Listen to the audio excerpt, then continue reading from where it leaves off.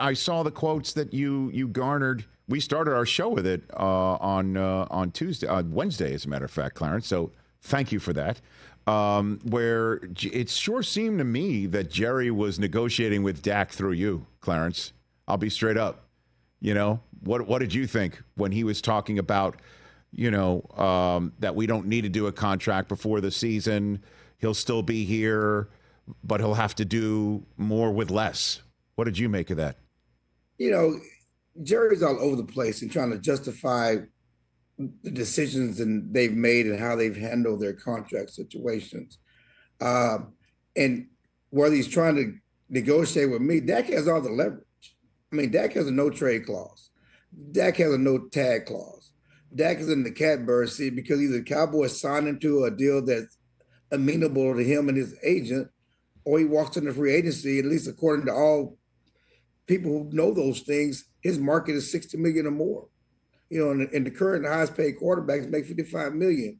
But so certainly Jerry is I think he wants to sign Dak. I know he wants to keep Dak with the Cowboys. It makes no sense if you sign CeeDee Lamb to a contract like that and not make sure you have a quarterback,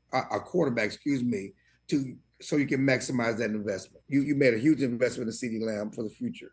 And, right now you look at what's in the draft, look at what's out there. There's no guarantees you're going to have a quarterback as good as Dak Prescott. Well, and Dak Prescott is clearly a top 10 quarterback. I mean, I agree with you. I would say that goes without saying, but I think there's a lot of people who would say differently. And, on top of everything, all the capologists who talk about this and know about it, that if Dak walks in free agency, that's a $40 million dead cap charge on the Cowboys on top of it. So if he's going to be $40 million dead of him leaving, $20 million more to keep him should be sort of the proverbial no-brainer. Is 60 the number that Dak's asking for per year? I don't know what he's asking for. I just know that the baseline is 55 for sure, and we all know that 60 is what he could get on the market, and it's somewhere in between there. I'm sure Dak is not asking, at least from my understanding, to be to go 60 plus, but he's certainly not taking a lesser deal. He owes it to his family. He said he owes it to the rest of the quarterbacks in the league to get a market value deal. Now, what that is up for Dak and the Cowboys and the league to determine. But, again, the baseline is clearly $55 million, where, all the top quarterbacks, that's the highest paid quarterback right now is $55 million. And people point out, well, he hasn't won anything. Who has won anything besides Patrick Mahomes? Who's won beside Patrick Mahomes?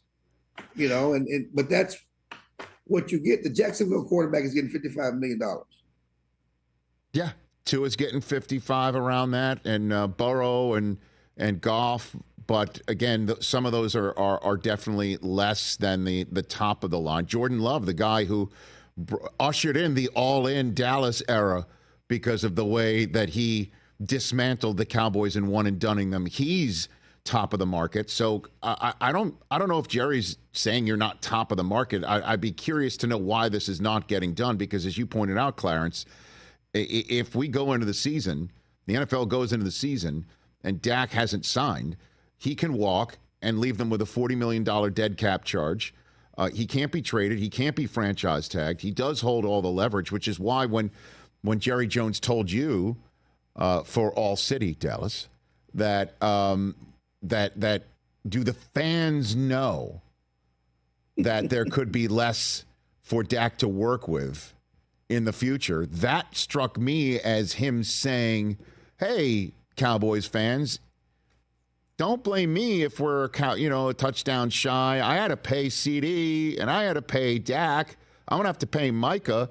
Had these guys not gone all in with both hands, maybe we could have had another receiver or running back. That's the way I took it, Clarence. Oh, that's his line of thinking. There's no question about that's his line of thinking. He's talked about having to pay these three guys, and I know he's made many commentaries over the years about the pie, and the pie is only so big. If these guys get this much of the pie, not only this much of pie for the rest of the team, and so he's openly talked about Dak having to play with less. And we all know that the Cowboys, they've had good teams, but they've also haven't gone all in. I mean, when we think of all in, we think of what the Rams did a couple of years ago. When the Cowboys talk about all in, it's mean I'm going to pay our guys and then shop at the basement bin, bargain basement bin. And that's what he's saying is okay, if I pay Dak, I'm paying CD, I'm paying Micah. The rest of the guys, we have to play with young guys or journeyman free agents and try to get it done that way. And we're talking about a franchise that's worth $10 billion, the richest franchise in sports, what drives me crazy. And I understand there's a salary cap, but fans don't want to hear the richest franchise in sports always talking about balancing the budget. Catch the Rich Eisen Show every single day on the Roku channel, 12 to 3 Eastern, for free.